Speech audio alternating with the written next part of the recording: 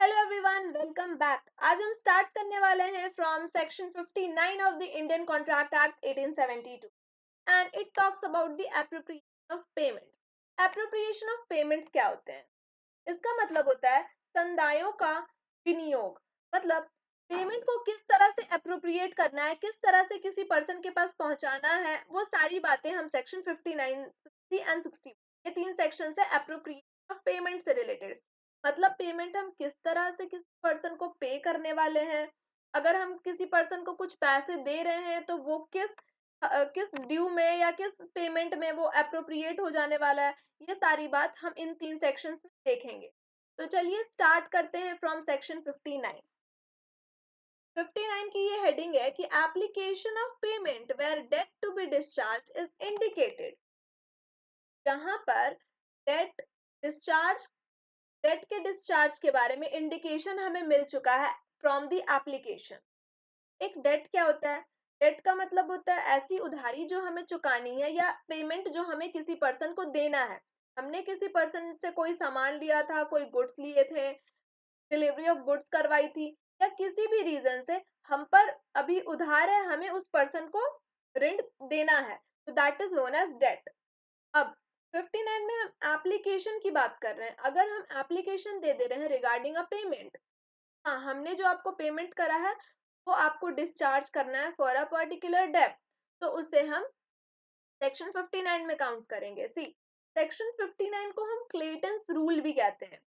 CLAYTON, क्लेटन्स rule, Clayton के सिद्धांत की बात इसमें। 59 ये कहता है where a debtor owing several distinct debts to one person। एक डेटर है, उसने कई सारे उधार लिए हुए हैं, distinct debts to one person, किसी एक पर्सन से, makes a payment to him। अगर एक पर्सन ने कई सारे उधार लिए हुए हैं किसी अदर पर्सन से और वो उस पर्सन को पेमेंट कर रहा है, इधर विद एक्सप्रेस इंटीमेशन, या तो एक्सप्रेसली वो बता के कर रहा है या ऐसे सर्कमस्टांसेस में कर रहा है that the payment is to be applied to discharge of some particular debt. या तो वो एक्सप्रेसली बता के कर रहा है कि हम आपको पेमेंट दे रहे हैं तो इन डेट्स के लिए दे रहे हैं, या तो ऐसे सर्कमस्टांसेस में वो कर रहा है कि जो पेमेंट है वो अप्लाई हो जाएगा किसी पर्टिकुलर डेट के लिए। The payment if accepted must be applied accordingly. तो वो पेमेंट अगर एक्सेप्ट कर लेता है other party, that means creditor कहेंगे, अगर वो एक्सेप्ट कर लेता है तो उसके अकॉर्डिंग अप्लाई होने वाला है। डेटर हमने बताया जिस पर्सन को डेट देना है, DEBT, जो जैसे हम डेप्ट नहीं पढ़ते हैं, इसे डेट पढ़ते हैं। हम किसी पर्सन को डेट अपना क्लियर करने के लिए उसे पेमेंट दे रहे हैं। तो अगर कई सारे डेट हमने उससे लेकर रखे हैं और उसे हम कोई भी पेमेंट दे रहे हैं, तो ये हम डिसाइड करेंगे कि सारे, तो हमने कई सारे उधार आपसे लिए थे, तो उन सारे उधारों में से कौन से उधार की हम भरपाई कर रहे हैं। तो ये डिसाइड हम करेंगे, मतलब जो डेटर है वो डिसाइड करेगा जो पर्सन पैसे दे रहा है। दो तरीके से हमने देखा, पहला है एक्सप्रेस इंटीमेशन, एक्सप्रेस करके दे सकते हैं, या फिर सेकेंडली हमने देखा इम्प्लाइड वे में, इम्प्लाइड सर्कमस्टांसेस पे डिसाइड होगा कि हमने कौन से डेट के लिए पेमेंट करा है। तो दिस इज सेक्शन 59। अब इसके इलस्ट्रेशंस देख। A owes B, among other debts, rupees 1000 upon a promissory note which falls due on 1st of June। A B से ओ करता था कई सारे डेट्स, और कई सारे डेट में एक 1000 रुपीज का भी डेट था जो कि प्रोमिसरी नोट पर रिलेटेड था, जो 1 जून को ड्यू होने वाला था। मतलब 1 जून तक ए को पे कर देना था 1000 rupees to be. He owes no other debt of that amount, और वो बी से 1000 रुपए का और कोई डेट नहीं। तो 1 जून को ए 1000 रुपीज पे कर देता है बी को। इससे हम क्या समझेंगे कि payment is to be applied to discharge of the promissory note. अब उस ए पर्सन ने 1000 रुपीज 1 जून को बी को दिया, और 1000 रुपीज का एकमात्र डेट यही वाला है, और वो 1 जून को ही पे कर रहा है जिस दिन इसका लास्ट डे था पे करने का। तो ये मान लिया जाएगा एज पर दी इम्प्लाइड सर्कमस्टांसेस कि वो 1000 रुपीज इस प्रोमिसरी नोट के लिए किया गया है। So this is called appropriation of payments. अब next illustration says that A owes to B among other debts. कई सारे other debts में A B से 567 रुपीज भी लिया है. अब B ने राइट करा A को, B ने A को लिखा and demands payment of such money. B ने A को खत लिखा या कुछ भी रिटर्न फॉर्म में करके भेजा कि मुझे अपने 567 रुपीज चाहिए और A उसे 567 रुपीज पे कर देता है. So this payment is to be applied to discharge of debt of which B has demanded payment. तो B ने जो पेमेंट डिमांड करी थी इस डेट को डिस्चार्ज कर दिया जाएगा. जो 567 रुपीज है हम मान लेंगे तो उस पेमेंट के लिए किया गया है. This is section 59. 59 में आपको दो बातें याद रखनी है.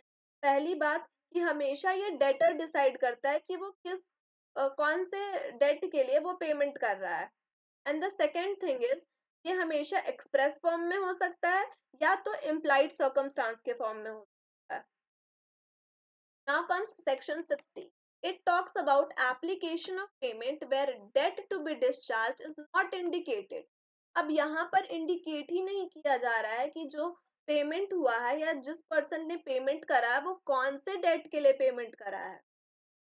तो where the debtor has omitted to intimate and there are no other circumstances.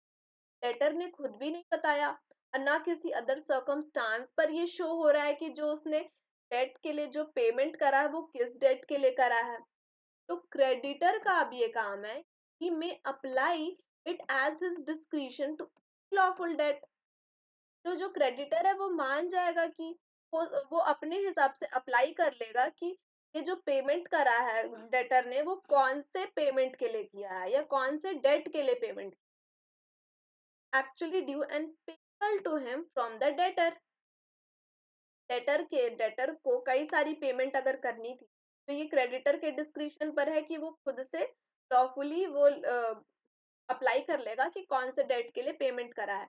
whether its recovery is or is not barred by law in force for the time being as to the limitation of suit. इस पर ये depend नहीं करता है कि वो date जो था वो बार्ड बाय लिमिटेशन हो गया था या barred by law in force था एट द टाइम जब उसे मनी मिला. तो सेक्शन 60 क्या बात करता है क्रेडिटर के डिस्क्रिशन की. क्रेडिटर अपने डिस्क्रिशन पर डिसाइड करेगा कि उसे जो पेमेंट मिला है वो कौन से डेट के लिए मिला है. तो ये हमारा सेक्शन 60 कंप्लीट हो. And the last section of this video is talking about the application of payment where neither party appropriate. 59 में तो डेटर अप्रोप्रिएट कर रहा था, 60 में क्रेडिटर अप्रोप्रिएट कर रहा था. नाउ 61 इज सेइंग दैट कि कोई भी पार्टी अप्रोप्रिएट नहीं कर रही है. कोई पार्टी ना बता रहा है ना अप्लाई कर रहा है कि हाँ ये किस पेमेंट के लिए कौन से डेट के लिए ये पेमेंट करी गई है.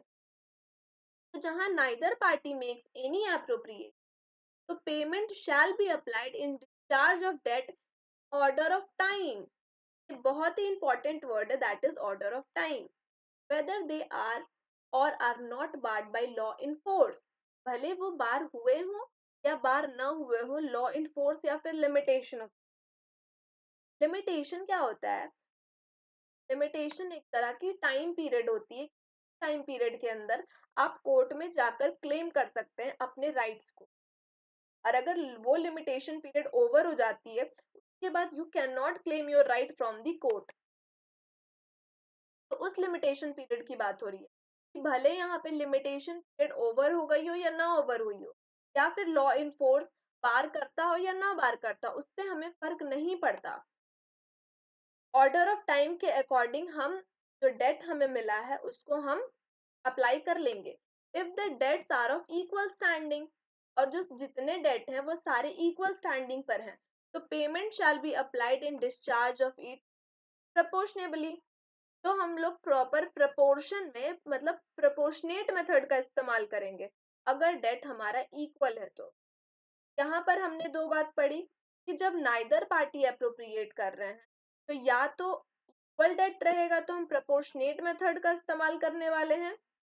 प्रपोर्शनेट मेथड का मतलब है अगर आपसे हमने 1,000 रुपए एक टाइम पे लिए थे 1,000 रुपए दूसरे टाइम में लिए और अभी हमने सिर्फ आपको 1,000 रुपए रिटर्न किए तो मान लिया जाएगा कि 500 रुपीज हमने पुराने डेट के लिए किया है और 500 रुपीज हमने नेक्स्ट डेट के लिए.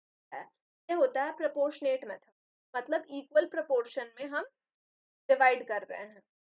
अगर इक्वल डेट रहेगा, याद रखिए, अगर इक्वल डेट रहेगा तो हम प्रोपोर्शनेट मेथड का इस्तेमाल करने वाले हैं। ये आपका पहला पॉइंट है।